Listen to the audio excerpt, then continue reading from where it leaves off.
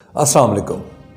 4 जनवरी 2018 के दिन कसूर की 6 साला ज़ैनब गायब हुई और 5 दिन बाद उसकी लाश कूड़े के ढेर से मिली।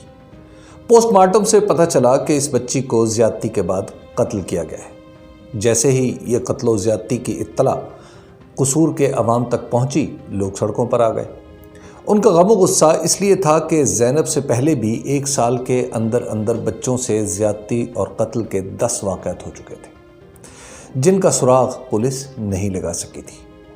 जब लोग सड़कों पर आ गए तो पुलिस ने रवायती अंदाज में वही किया जो करती है, यानी लाठी से बात शुरू हुई और गोली तक पहुंच गई। बात यहां तक आ गई कि सरकारी इंतज़ामिया को शहर छोड़कर भागना पड़ गया। थाने से लेकर डिप्टी कमिश्नर के दफ्तर तक सब कुछ बंद हो गया और शहर भर में गली मोहल्ले के लड़कों ने अपनी हुकूमत कायम कर ली। लड़कों की इस 2 रोज़ा हुकूमत का सरबराह तो कोई था नहीं। बस इतना होता कि अगर नौजवानों की टोली किसी मोहल्ले में काबू से बाहर हो जाती तो उसी मोहल्ले के नौजवान उन्हें लड़ाई के बगैर काबू कर लेते। पुलिस को देखते ही लोग इतने बेकाबू हो जाते कि उन्हें रोकना मुश्किल हो जाता। फिर शहर के बुजुर्ग बीच में पड़े और मामला इस हद तक हल हुआ कि पुलिस वाले छुप छुपा कर थानों में आ गए। डीपीओ को तब्दील कर दिया गया, जो अपनी बेमिसाल नाअहली के साथ गालिबन आज भी पुलिस का हिस्सा होगा। डीपीओ चला गया तो शहर में कुछ सुकून भी आया और ज़ैनब के कातिल की तलाश का आगाज़ हुआ। ये उन 2 दिनों की कहानी है जब मीडिया में इस हवाले से कोई खबर नहीं आ रही थी। 11 जनवरी के तमाम अखबारात की लीड स्टोरी यानी शह सुर्खी कसूर के वाक़यात के बारे में थी। टीवी स्क्रीनें कसूर की लम्हा ब लम्हा सूरत हाल बयान कर रही थी। मैं अगले दिन कसूर पहुंचा तो जगह जगह लड़कों के लगाए हुए नाकों से वास्ता पड़ा। एक मोटी खाल के रिपोर्टर के तौर पर मैं ज़ैनब के रिश्तेदारों से मिला, मुजाहरे में जाँ बहक होने वालों के घर भी गया, मकामी सियासतदानों से रब्ता किया। जब ज़ैनब की कब्र पर पहुंचा तो मुझे लगा ये मेरी ही तो बेटी थी, इसके साथ ही जुल्म क्यों। मोटी खाल वाला रिपोर्टर खो गया और एक बाप धाड़े मार मार कर रोने लगा। ज़ैनब की मौत की वजह से एक शहर कुछ दिन के लिए ही सही अमलन हुकूमती कंट्रोल से निकल चुका था। मैंने अपनी आंखों से अफरा तफरी की ये सूरत देखी तो समझा कि शायद अब हमारी पुलिस और हुकूमतें कुछ सीख लेंगी। इन्हें अंदाज़ा हो जाएगा कि एक छोटा सा वाक़या रियासत का नज़्म ज़ब्त दांव पर लगा सकता है। वक्त ने साबित किया कि मेरी उम्मीद एक शराब से ज़्यादा कुछ नहीं थी। पाकिस्तान में हुकूमतें करने वाले बड़े बड़े ओहदों पर बैठे लोग एक जैसे होते हैं। इनमें फ़र्क सिर्फ इतना होता है कि कुछ आपको पसंद होते हैं और कुछ बुरे लगते हैं।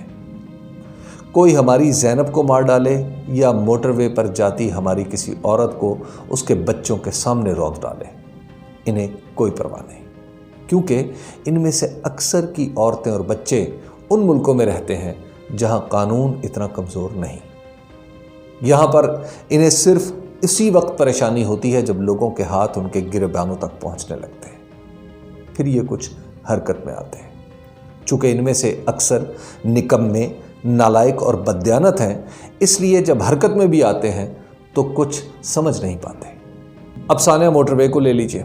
एक खातून रात को मुल्क की महफूज तरीन सड़कों में से एक पर अपने बच्चों के साथ सफ़र करते हुए लाहौर में ही जिनसी दरिंदगी का शिकार हो जाती है। मीडिया चीख उठता है तो ये चीख अंधे बहरे निज़ाम को थोड़ा बहुत हिलाने में कामयाब हो जाती है। निज़ाम का जो पहला जिम्मेदार है यानी लाहौर का पुलिस चीफ उमर शेख, वो सामने आता है और आते ही खातून के बाहर निकलने के असबाब पर पस्त सतह की गुफ्तगू शुरू कर देता है। उसको इस ओहदे पर लाने वाले यानी वज़ीर आज़म के मोहतरम व मुकर्रम मुशीर शहजाद अकबर दिफा में सामने आ जाते हैं। उसके बाद हुकूमत का हर फर्द उमर शेख की वजाहत पेश करने लगता है। आप खुद ही समझ लीजिए कि ज़ैनब के वाक़े से कोई भी कुछ सीख चुका होता तो उमर शेख जैसे शख्स को लाहौर जैसे शहर का पुलिस चीफ लगाता। उमर शेख भी अगर किसी काबिल होता तो वो रात को मुतासरा खातून के निकलने के असबाब पर वही बात करता जो उसने की, और हुक्मरान किसी काबिल होते तो उमर शेख को अगले ही मिनट अपने ओहदे से बर्खास्त न किया जा चुका होता। یہ شخص اگر دل آزاری ہوئی ہے کہ شرط لگا کر معافی مانگ کر یعنی جرم تسلیم کر کے بھی اپنے عہدے پر قائم ہے۔ اب آ جائیے پولیس کی تفتیش کی طرف۔ حالت اس پولیس کی یہ ہے کہ سانحہ موٹر وے کے حوالے سے جو لوگ اب تک پکڑے گئے ہیں وہ سب کے سب پولیس کے اپنے ریکارڈ کے مطابق ڈکیتیاں کرتے رہے ہیں، لیکن پولیس کی ناقص تفتیش کی وجہ سے ہمیشہ بچ نکلتے رہے۔ فورینزک سائنس کی وجہ سے اس واقعے کے مرکزی ملزم کا سراغ مل بھی گیا تو اسے گرفتار نہیں کیا جا سکا، اور وجہ یہ بیان کی گئی کہ ملزم عابد اپنی بیوی کے ہمراہ کھیتوں میں فرار ہو گیا۔ گویا فورینزک لیبارٹری کی وجہ سے یہ ملزم کے گھر تک تو پہنچ گئے لیکن اسے پکڑ نہیں سکے۔ میں نہیں سمجھتا کہ پولیس اسے پکڑنا نہیں چاہتی تھی۔ اصل معاملہ یہ ہے کہ پولیس والے اس قابل ہی نہیں رہے کہ خود کو بچانے کے لیے سب کچھ کر گزرنے والے کسی شخص کو پکڑ سکے۔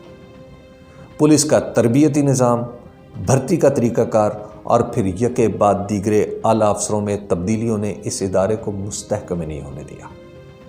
تبدیلی والوں نے الیکشن سے پہلے پولیس اصلاحات کے نعرے تو حلق پھاڑ پھاڑ کر لگائے تھے، لیکن حکومت میں آتے ہی اس کے ساتھ جو کچھ کیا وہ یہ ہے کہ اس پولیس نے بھی کچی پکی تفتیش کا اعلان وزیر اعلیٰ کو ساتھ بٹھا کر کیا، جو صرف 24 گھنٹوں میں غلط ثابت کر دیا گیا۔ پولیس نے اپنی بھت تو جو اڑائی سو اڑائی، غریب وزیر اعلیٰ کے دفتر کا بھی مذاق بنا دیا۔ زینب کیس جنوری میں شروع ہوا اور اکتوبر میں مجرم عمران پھانسی چڑھ گیا۔ میڈیا نے اس کیس کا پیچھا ایک لمحے کے لیے بھی نہیں چھوڑا۔ شاید اسی لیے انسداد دہشت گردی کی عدالت سے لے کر صدر مملکت تک کسی نے بھی مجرم پر رحم نہیں کیا۔ اس کے برعکس وہ سانحے جو میڈیا کی نظر میں نہیں آئے، ان کی حالت یہ ہے کہ 2013 میں سانحہ موٹر وے کا مرکزی کردار ڈکیتی اور عصمت دری میں بہاول نگر سے پکڑا جاتا ہے مگر عدالت سے بری ہو جاتا ہے۔ اس وقت اس کا ڈی این اے ٹیسٹ ہوتا ہے جس کا نتیجہ اس کی بریت کے بعد سامنے آتا ہے، مگر قانون یہ ٹیسٹ دیکھ کر بھی دوبارہ حرکت میں نہیں آتا۔ اس کے بعد یہی شخص قتل سمیت 8 مقدمات میں ملوث ہوتا ہے، لیکن 10 اگست 2020 کو اسے پھر ضمانت پر رہائی مل جاتی ہے۔ کیوں؟ اس کیوں کے جواب میں بھی کمزور تفتیش کا سہارا لیا جا سکتا ہے، لیکن عدالتوں کے رویے پر بھی تو بات ہونی چاہیے۔ نچلی عدالتوں میں جج کسی گھنونے جرم میں ضمانت دیتے ہیں تو ان کا فرض بنتا ہے کہ کم از کم پولیس سے یہ تو پوچھ لیں کہ ملزم کے خلاف دیگر مقدمات کس کیفیت کے ہیں۔ ہمارے قانون میں جج کے پاس یہ گنجائش موجود ہے کہ اگر اس کے سامنے پیش کردہ شخص پر ایک سے زیادہ گھنونے الزامات ہیں تو اس کے عمومی چال چلن پر سوال اٹھا سکے اور ضمانت نہ دے۔ آخر جج یہ سادہ سوال کیوں نہیں اٹھاتے؟ عدلیہ میں اگر عتیقہ اوڈھو سے شراب کی 2 بوتلوں کی برآمدگی سے لے کر شہر کراچی کی بارش تک سبھی کچھ دیکھا جا سکتا ہے تو اپنے ہی نظام کی خرابی اس کی نظر سے اوجھل نہیں رہنی چاہیے۔ ہم سمجھ سکتے تو یہ سمجھ لیتے کہ معاشرے گھنونے جرائم سے کمزور نہیں پڑتے، بلکہ جرائم کا مقابلہ کرنے والے نظام کی ناکامی سے برباد ہوتے ہیں۔ ترقی یافتہ ملکوں میں نظام اپنی خرابیوں کی طرف توجہ کرتا رہتا ہے۔ ہم جیسے ملکوں میں کوئی جرم ہو جائے تو مجرم کو دردناک سزا کی بے معنی بحث شروع ہو جاتی ہے۔ نظام کی خامیوں کو دور کرنے پر کوئی نہیں سوچتا۔ ہم زینب کے واقعے سے بھی کچھ نہیں سیکھے، ہم اب بھی کچھ نہیں سیکھیں گے، شاید ہم کچھ سیکھ ہی نہیں سکتے۔